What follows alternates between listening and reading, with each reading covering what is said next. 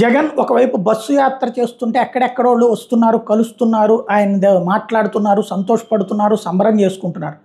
తీరా చూస్తే ఒక కీలకమైనటువంటి అంశం వల్ల ఇద్దరు వైఎస్ఆర్ కాంగ్రెస్ పార్టీ సిట్టింగ్ ఎమ్మెల్యేలే, వాళ్ళు ఏ పార్టీకి పోలేదు, కానీ జగన్ టూర్కి దూరంగా ఉన్నారు. దర్శి, కందకూరు ఎమ్మెల్యేలు, కందకూరు మహేదర్ రెడ్డిని తీసి వేరే వాళ్ళకి ఇవ్వడం, అదే సందర్భంలో దర్శి ఎమ్మెల్యే మద్దిశెట్టి వేణుగోపాల్ కూడా అటెండ్ కాలేదు. ఇద్దరికి సీట్లు మార్చినందువలన ఆగ్రహించారు.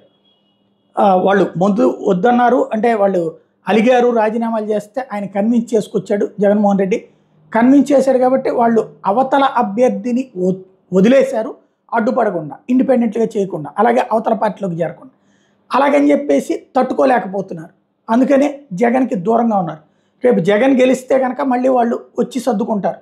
ఓడిపోతే కనుక ఇక వాళ్ళు నెక్స్ట్ ప్లాట్ఫామ్ చూసుకుంటారు.